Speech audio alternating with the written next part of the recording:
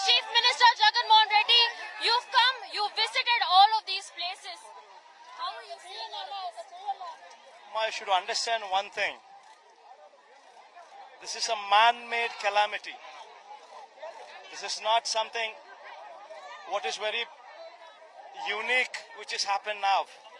32 centimeters of rainfall over a period of 3 days is not something unique. We have seen such kind of situations several times. But why is it that this particular time this has created this kind of havoc? That one needs to seriously introspect.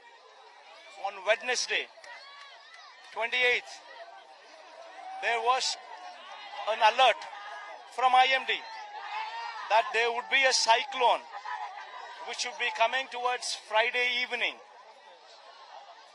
which would last till Saturday, which would bring about heavy rain, extremely heavy rain. So there was this intimation given by the IMD to the state government. Not only to the state government, everybody knew about it.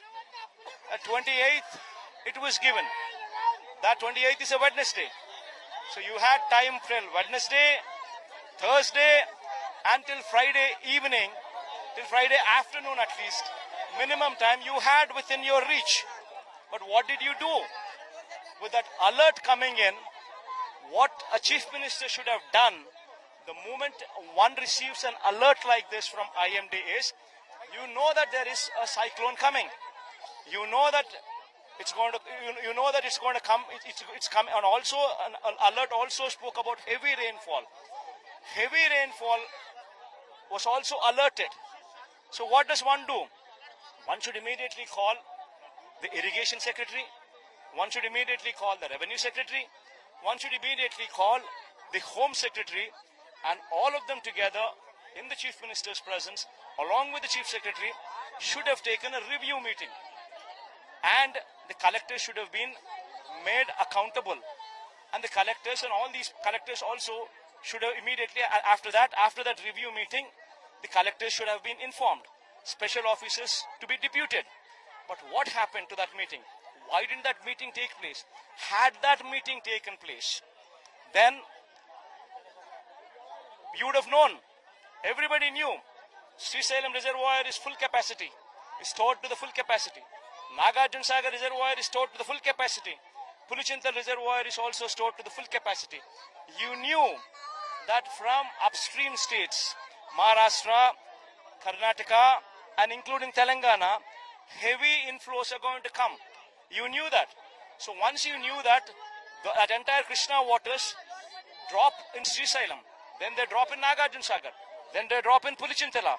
You should have created a flood cushion. You should have depleted the dams to the extent of 25 TMC, at least in each of these dams. At least to the extent of 70 TMC, you should have depleted in these dams so that you create a flood cushion, so that the water from the upstream, which is coming from other states, Karnataka, Maharashtra, and Telangana, to some extent even from Telangana, all of them could have been curtailed, could have been restricted, so that this entire flow doesn't come on to the bottommost part in one single blow. You did not do that. Irrigation secretary was not told to do that. Irrigation secretary did not respond. CM did not give instructions. Flood cushion was not made up. Let me complete. So the flood cushion was not available.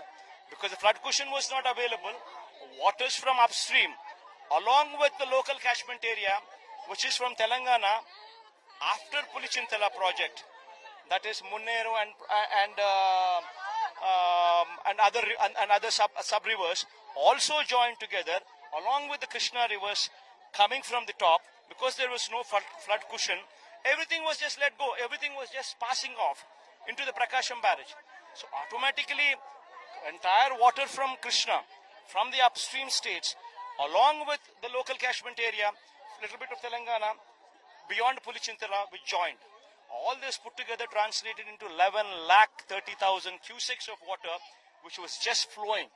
So that kind of flow is totally unwarranted. Had you planned it, you could have regulated it. Wednesday itself, had you done the depletion, then you could have done maybe 8 lakh, 7 lakh cusecs of water every day would have gone into the sea from Prakasham barrage. So this kind of devastation would not have taken place. But you did not do so. You did not take those reviews and you did not authorize the people to do so.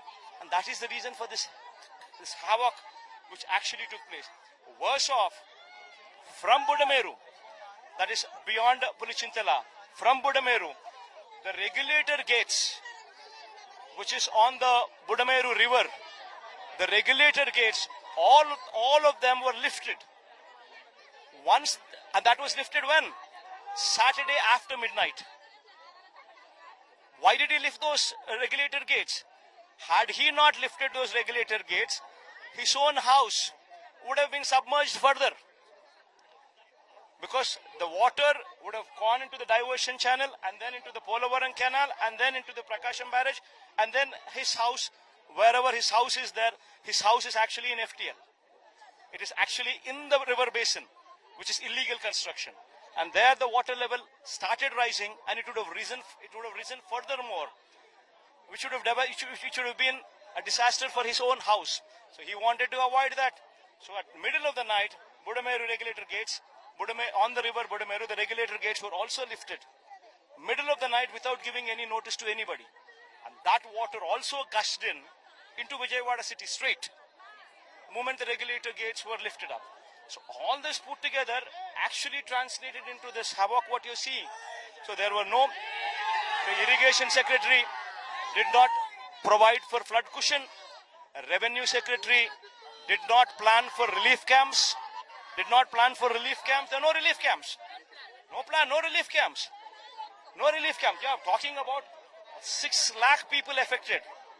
There are no relief camps. Revenue secretary did not plan for relief camps. Irrigation secretary did not plan for flood cushion. The home secretary did not plan for shifting of the people into the relief camps because there were no relief camps. So you're alleging this is a man-made disaster? Absolutely. I mean, whatever I am saying, I think you are a journalist by yourself. I think you are the best judge. You know all these aspects. All what I'm saying is these are the facts. Correct me if I'm wrong, wherever I am wrong. But these are the facts. And you please highlight these facts so that in any other state, a chief minister should know and would know as to what kind of precautions one needs to take. And if those precautions are not taken, who is responsible for 32 deaths? 32 people have died. Who is responsible for this?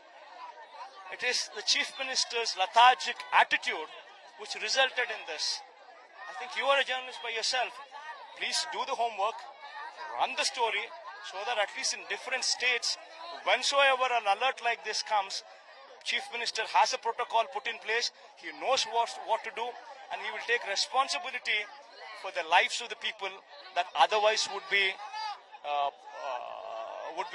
left to havoc.